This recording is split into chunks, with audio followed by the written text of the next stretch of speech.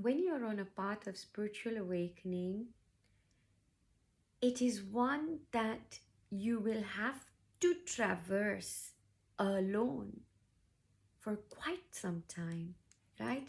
And what I will explain what I mean by alone. You could be surrounded by so many people, you could be part of a community, but because of your unique signature blueprint, you will have your own processes unfolding within you, right? Now, whilst it's amazing to be part of a community, part of a teaching, part of a group, sometimes it doesn't work for us, right?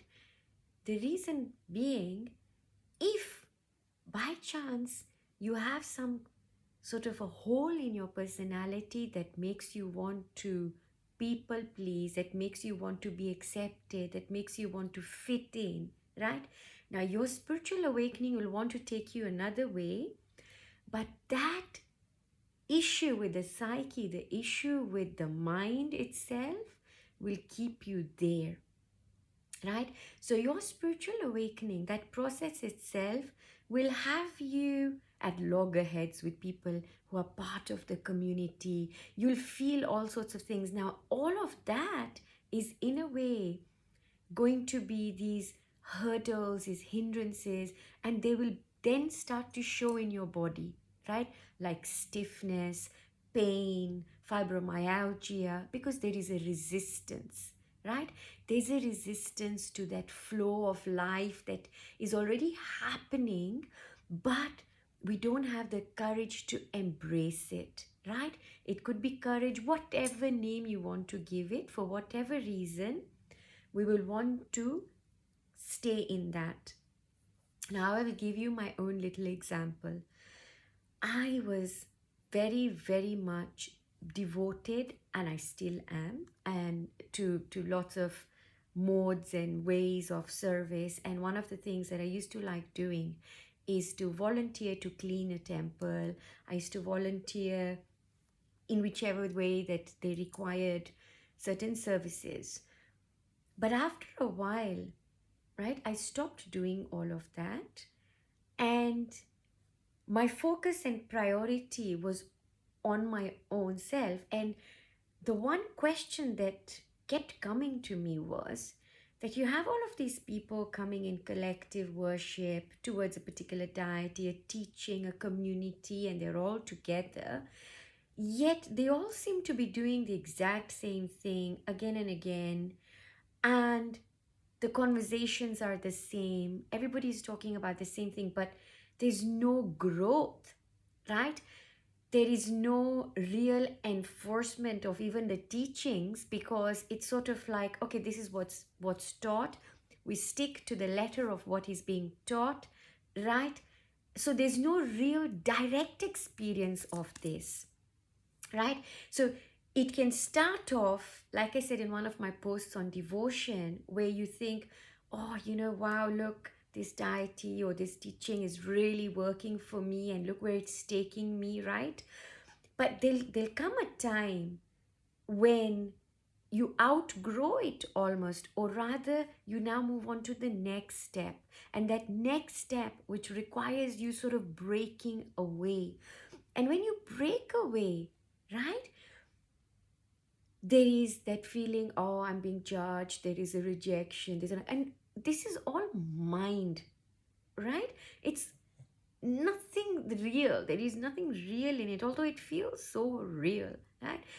With your spiritual awakening, all of these little notions and portions of your mind, they take the back seat. There is literally no space for them.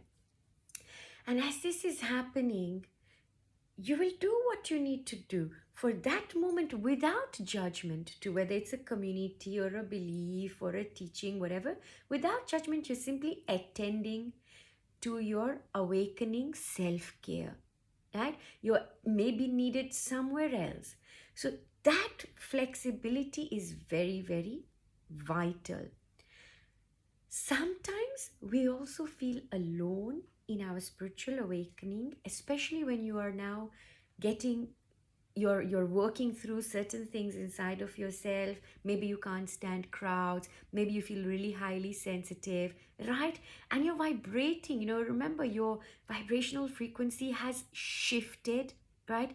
So everything that was familiar will no longer, it won't feel you anymore, because you are a different you now. So it's quite okay for you to sort of walk away. It's quite okay to sort of feel really uncomfortable when you go to the same people or the same or the familiar and think, wow, okay, this doesn't feel good to me at all, right?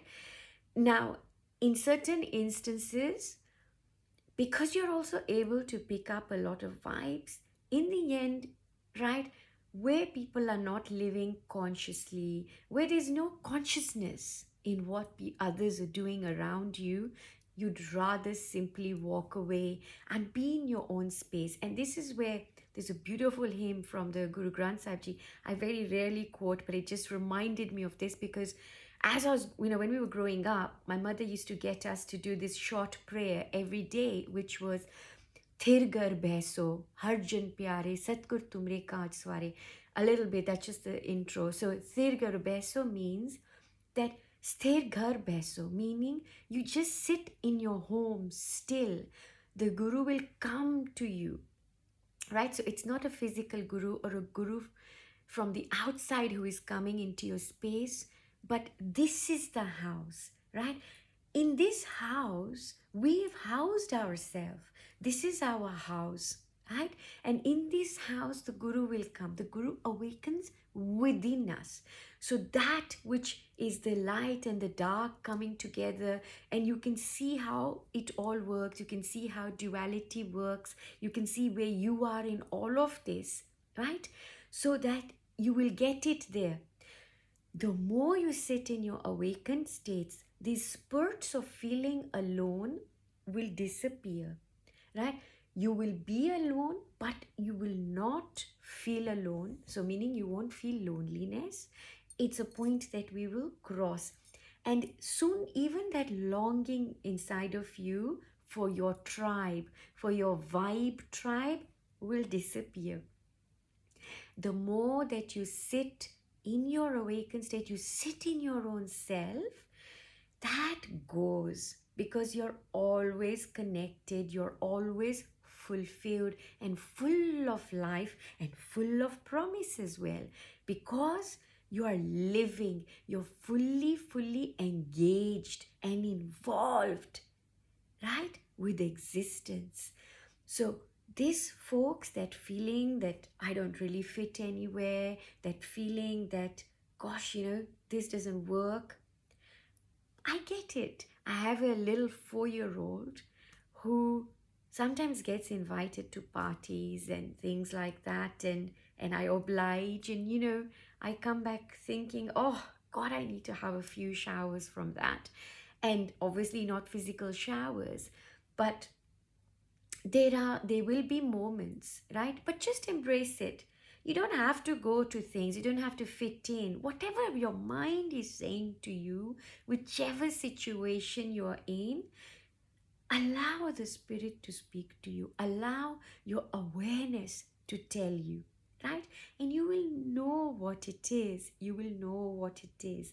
So folks, being alone and being lonely are two different things. You will cross over from being lonely to being alone, and happily so, right? And if you are in a marriage and you're in a partnership, or you are around, right, things will work out, because your chemistry will change, everything in you will change, everything around you will also change. So don't think about leaving people, think about elevating, right? There will be another post about how we don't try to awaken other people by imposing our own spiritual awakening onto them, or speaking about our awakening, saying, well, hello, I'm so awake. So stay tuned for that one. Lots of love. Thank you for supporting my cause as well, for being with you. Lots of love.